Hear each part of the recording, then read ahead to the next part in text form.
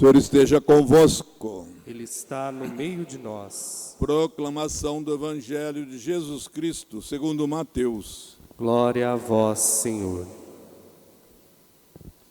Naquele tempo, disse Jesus aos seus discípulos: ficai atentos, para não praticar a vossa justiça na frente dos homens, só para seres visto por eles. Caso contrário, não recebereis a recompensa do vosso Pai que está nos céus. Por isso, quando deres esmola, não toques a trombeta diante de ti, como fazem os hipócritas nas sinagogas e nas ruas, para serem elogiados pelos homens. Em verdade vos digo, eles já receberam a sua recompensa. Ao contrário, quando deres esmola, que a tua mão esquerda não saiba o que fez a tua mão direita, de modo que a tua esmola fique oculta. E o teu Pai que vê o que está oculto, lhe dará a recompensa. Quando orardes, não sejais como os hipócritas, que gostam de rezar em pé nas sinagogas e nas esquinas das praças, para serem vistos pelos homens.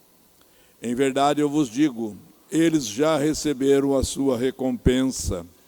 Ao contrário, quando orares, entra no teu quarto, fecha a porta e reza ao teu Pai que está oculto.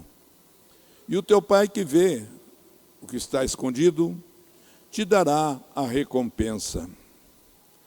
Quando jejuardes, não fiqueis com o rosto triste, como os hipócritas. Eles desfiguram o rosto, para que os homens vejam que estão jejuando. Em verdade eu vos digo, eles já receberam a sua recompensa. Tu, porém, quando jejuares, perfuma a cabeça e lava o rosto, para que os homens não vejam que tu estás jejuando, mas somente o teu Pai que está oculto. E o teu Pai, que vê o que está escondido, te dará a recompensa. Palavra da salvação. Glória a vós, Senhor.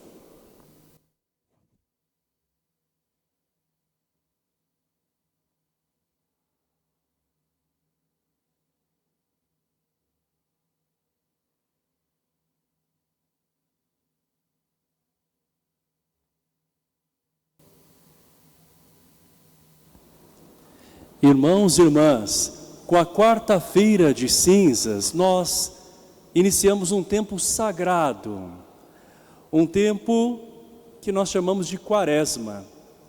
40 dias, uma travessia para a Páscoa do Senhor. Assim como o povo do Antigo Testamento atravessou o deserto ao longo de 40 anos, nós, povo da nova e eterna aliança, agora atravessamos esses 40 dias, como Jesus também o fez no deserto, para com Ele ressuscitarmos. E o Evangelho de hoje nos apresenta 3 exercícios quaresmais que devem nos acompanhar durante este período. A oração que nos conecta com o Deus, a caridade que nos liga aos irmãos e irmãs, e o jejum que faz com que nós entremos em contato conosco mesmo. A nossa interioridade, a relação conosco mesmo, para nós crescermos na relação com Deus e com os irmãos. Tudo está interligado. Não há como fazer apenas um dos exercícios espirituais e se esquecer do outro, porque os 3 caminham juntos. Nós temos a tentação de, talvez até por meio destas práticas quaresmais, buscarmos ser vistos ou elogiados pelos outros. É sobre isso que o Evangelho hoje nos fala. Jesus vai ensinar que o que vale é o que vem do coração, aquilo que é feito com amor e sem a busca do reconhecimento humano.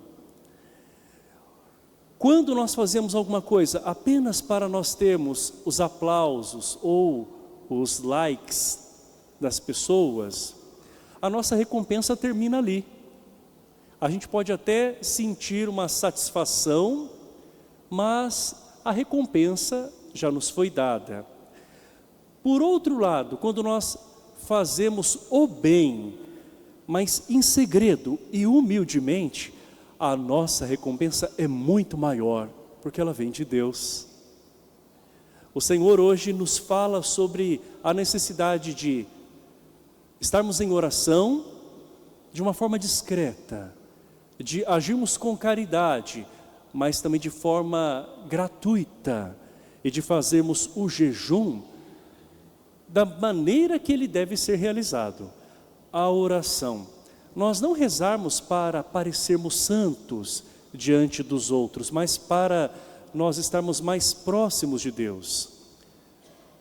Deus não quer palavras bonitas para que nós as digamos para outras pessoas, de maneira que elas admirem a forma como nós rezamos. Mas Deus quer a nossa entrega, quer a nossa sinceridade. Por isso que Ele fala de entrar no quarto e rezar a sós.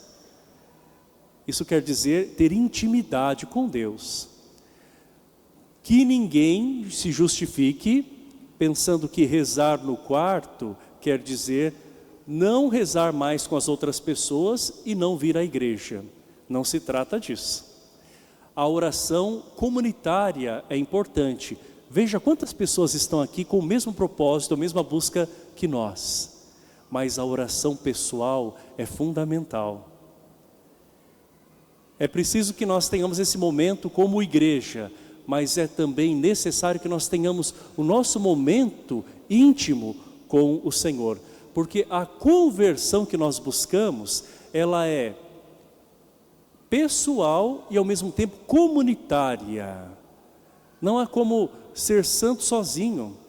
E não há como fazer apenas pelas pessoas e rezar com as pessoas, se nós não falamos de fato com Deus de verdade. E se nós não vivemos esta caridade buscando a fonte do amor, que é o próprio Deus.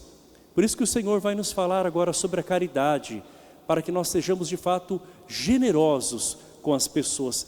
E mais ainda, sem esperar nada em troca. É a gratuidade. Por isso, ninguém deve anunciar os seus gestos de bondade para que as pessoas possam ver. Ninguém deve fazer um gesto de caridade como alguém que mostra um troféu. O gesto de caridade verdadeiro é aquele que vai de encontro à necessidade do irmão. É a busca de aliviar o sofrimento do irmão. A caridade não é para chamar a atenção para a nossa atitude, mas sim é prestar o socorro ao irmão que necessita. Por fim, nós temos o jejum, que não tem finalidade de gerar sofrimento, porque Deus não quer o sacrifício, Ele quer a misericórdia. O jejum serve para nos fortalecer na nossa relação com Deus, mas para isso nós precisamos nos relacionar também com o nosso corpo, de uma maneira a educar o nosso ser e também a nossa vontade. Portanto, o jejum não é simplesmente deixar de comer algo.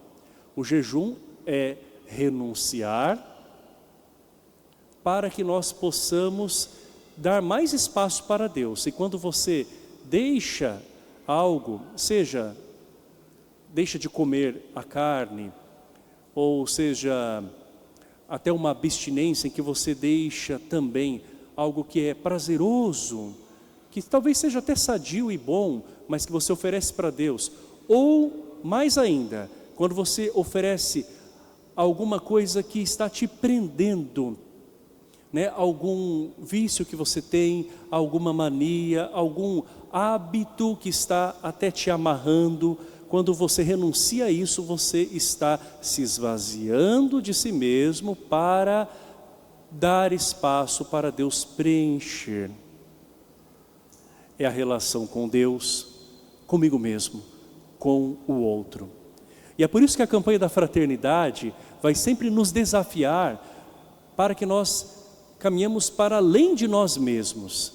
Quem busca viver a quaresma apenas com exercícios pessoais, não está se santificando, porque a nossa santificação deve também levar à transformação das realidades deste mundo.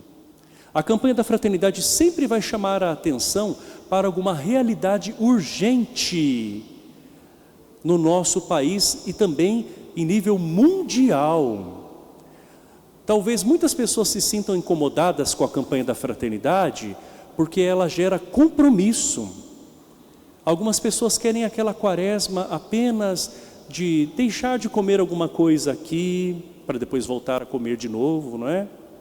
Ou fazer algum jejum, até achando que o jejum é uma maneira de receber algo de Deus em troca, ou até fazer alguma caridade para se sentir um pouquinho melhor, né? Não, a quaresma é mais do que isso, é conversão, e a conversão tem que acontecer também no mundo, com a nossa participação. Por isso que a campanha da fraternidade neste ano nos chama a atenção para a ecologia, e trata a ecologia de forma integral. O que é isso? De uma maneira geral.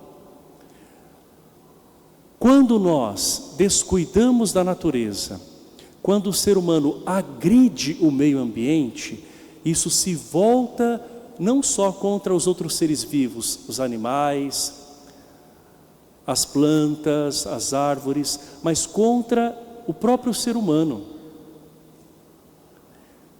Exemplo disso, este calor intenso.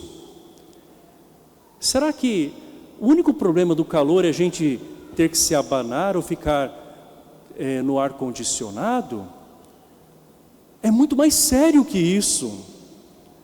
Esse calor desmedido acaba aumentando muitas doenças. A gente sabe a proliferação dos mosquitos da dengue, nesse calor intenso, em outras regiões do Brasil, da malária. Então olha quantos males que acabam se somando àquilo que na verdade é uma consequência do ser humano ter ferido a natureza. Nós temos que ter essa consciência. E mais ainda, também a respeito da justiça e da solidariedade, porque aqueles que mais sofrem com as mudanças climáticas e com tantas outras questões também que devastam a natureza são os mais pobres, são os países em desenvolvimento. Estes são os que mais sofrem. Se você tem um ar-condicionado, é um refúgio para você. Agora pense numa pessoa que dorme num barraco, né? Com telhas de zinco ou de lata. Como deve ser a sensação de estar num lugar desse? Será que a pessoa tem concentração para estudar? Será que ela tem bom humor para conviver com os seus familiares? Será que ela consegue realmente desenvolver os talentos dela? Essa é uma das muitas questões que envolvem o cuidado com o meio ambiente. O ser humano não é dono da natureza, o ser humano é guardião daquilo que Deus criou. E tudo aquilo que Deus fez, quando ele vê no Gênesis, ele percebe que era bom, né? E Deus viu que tudo era bom, tudo estava em harmonia. Quando o pecado entra no mundo, o ser humano começa agora a fazer um mau uso dos recursos naturais. E também, tudo é desorganizado na vida, as relações humanas, o egoísmo, a ganância, faz com que as pessoas busquem vantagem para si próprias, se esquecendo do quanto isso pode afetar a outros. O ser humano talvez use como quer dos animais e também de toda a flora, causando uma desarmonia tão grande no planeta, que depois todos nós experimentamos um sofrimento que na verdade não é vontade de Deus. Eu ouço muitas pessoas dizendo assim: ah, está quente, né? E de fato está. Então vamos tentar conviver com esse calor e vamos tentar também frear aquilo que leva ao aquecimento global. E não vamos nos desculpar dizendo assim: ah, está quente, mas Deus quer, né? A gente tem que agradecer porque Deus quer. Será que Deus quer realmente altas temperaturas como essas? Ou será que isso é uma consequência das nossas atitudes que a gente às vezes acaba se escondendo por trás de uma justificativa de que é Deus que nos mandou? Por isso que a campanha da fraternidade quer denunciar sim os impactos negativos do nosso estilo de vida atual. Então, como que nós estamos lidando com o nosso lixo? Basta nós vermos as coisas mais pequenas, como que a gente descarta um lixo, aonde? Será que a gente tem a preocupação em reutilizar, em separar o nosso lixo? Porque a gente sabe que existe reciclagem, não é mesmo? Como que nós fazemos uso deste bem precioso que nós temos em abundância no Brasil, que é a água? Nós, de fato, fazemos um uso consciente da água? Nós nos lembramos de outras pessoas que estão em outra região do Brasil, que não têm a água como nós, e até em outras partes do mundo, em que há realmente verdadeiras guerras e conflitos também por conta da água. São coisas que nós devemos pensar, identificar quais são as causas desta crise ecológica. Então, o desafio aqui é de nós refletirmos, nós vermos a realidade, para depois nós iluminarmos com o Evangelho, que é a palavra de Deus, e assim nós agirmos de uma maneira nova, com mais consciência, com mais amor, com mais responsabilidade, pensando no bem comum. É por isso que nós estamos aqui para receber as cinzas. As cinzas não são uma bênção que eu recebo depois do carnaval. E as cinzas não apagam os nossos pecados. As cinzas são um gesto de humildade, de reconhecimento de que nós somos frágeis. Porque nós viemos do pó e ao pó nós vamos voltar. Olha o que é o ser humano, não é? É a obra-prima de Deus, de toda a criação, mas depois também ele pode virar pó, né? Assim como também uma árvore, uma plantação, numa queimada, pode virar pó, né, como também os outros animais que são carbonizados, às vezes, né, em tantas situações em que o fogo se alastra, né, e vai eliminando toda a vida.